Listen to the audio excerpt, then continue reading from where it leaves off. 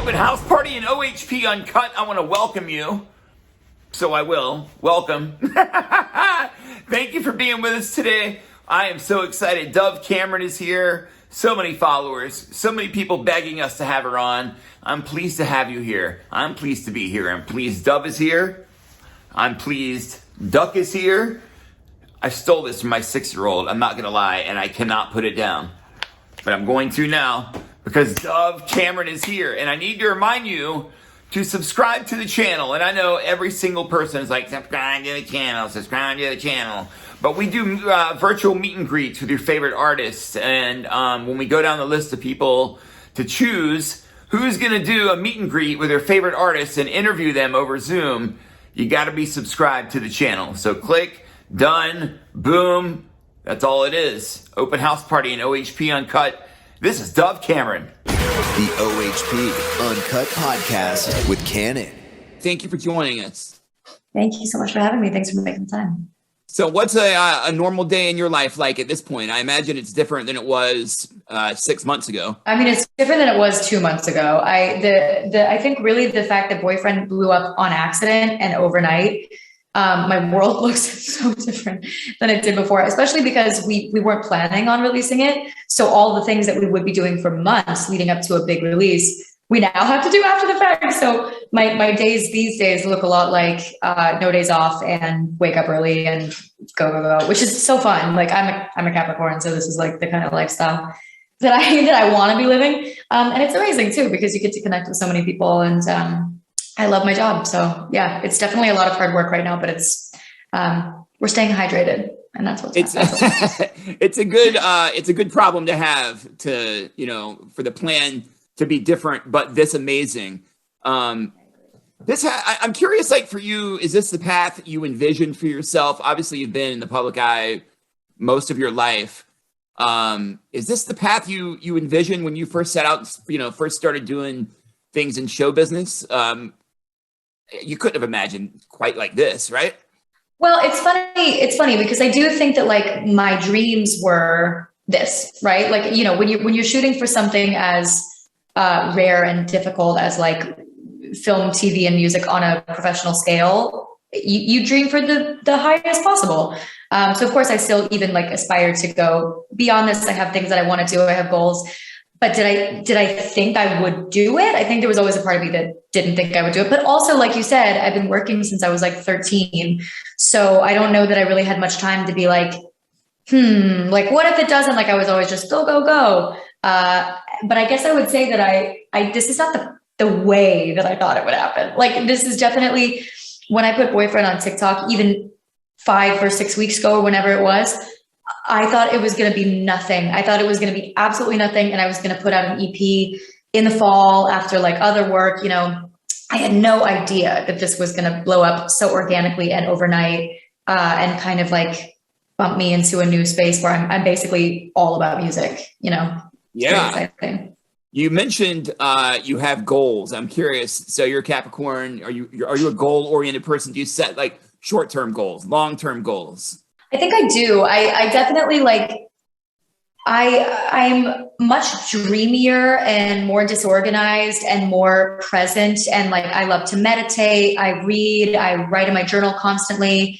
I'm very like hyper feeling, like people, like a lot of I wouldn't say I'm like a typical, like organized. I'm not like a CEO in that sense, but I am so hard on myself in the sense where it's like, if I don't X by this time, it's like game over. So I'm very driven and I have very specific goals that are like, nobody else might care about them, but I'm like, I want to do that.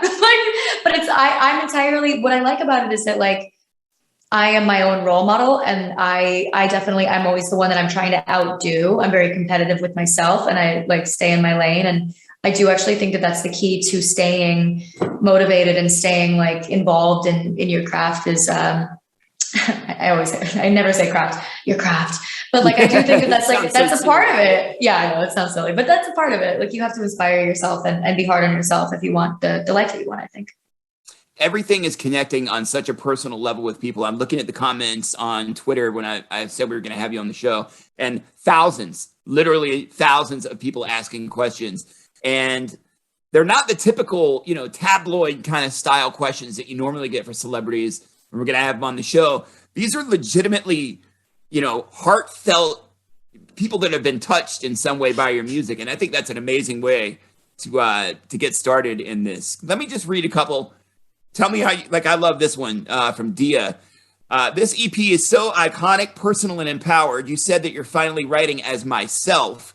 How are you feeling that the very first single absolutely blew up? Well, first of all, that's really lovely to hear. Thank you. I guess I would say that I have been crying a lot, because I think that I think that in anybody's job, they're like, these are my strengths, these are my weaknesses. And I've told myself this story that I am a good singer and a good actor, but like I could never be a songwriter in a way that like I am listening to the song and I personally like, this is definitely my most honest. And I really thought this is like my favorite song I've ever done. And I really thought that it was never going to be heard. I never thought it was definitely going to blow up in any way. Didn't ever think it was going to be on the radio or that it would, resonate with so many people.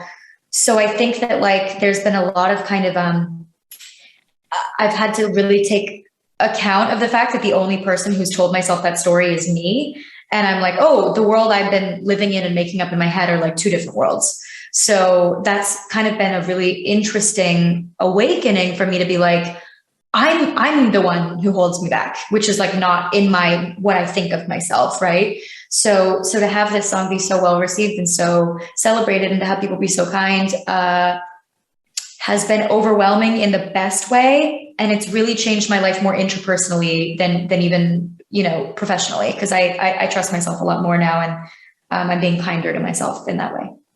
Oh, that's good to hear. Have you, in the process of writing, started writing something that was personal to you and you had to cross it out and be like, no, you know what? That's a little too much. Some things need to be kept inside of myself. Has that happened?